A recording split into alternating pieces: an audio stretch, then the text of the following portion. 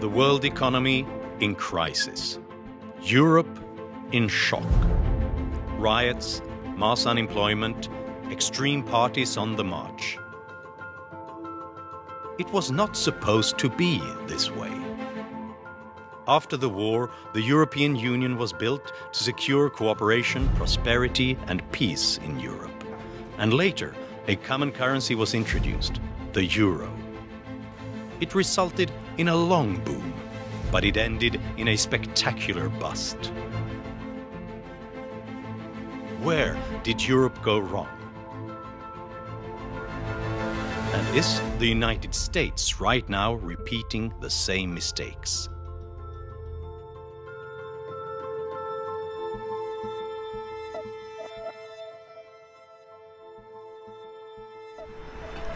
Hello, I'm Johan Norberg, and this is Malmo, Sweden, my hometown. If we had been standing here in the Middle Ages, we'd be looking at the busy piers of the waterfront. It would be lined with ships right here.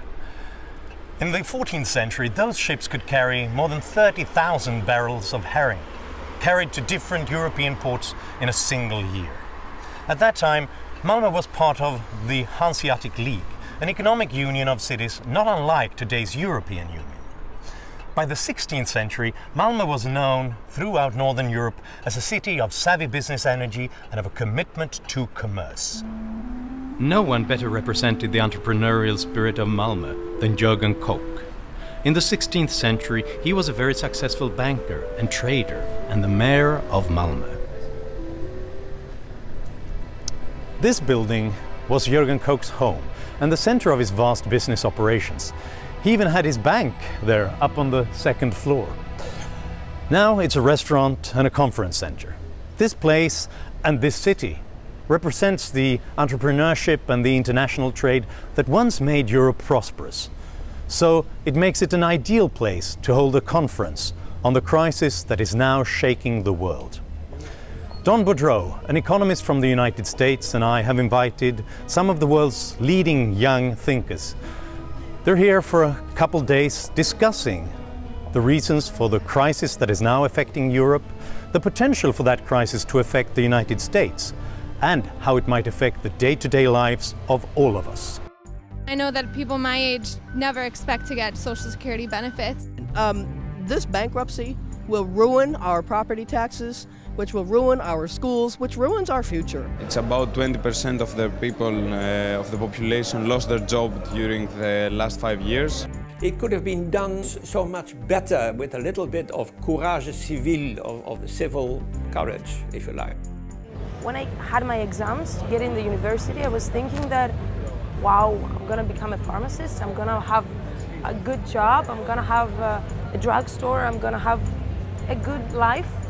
And now I hope I get 30 euros in 8 hours by being a waitress, and I don't know what I will do.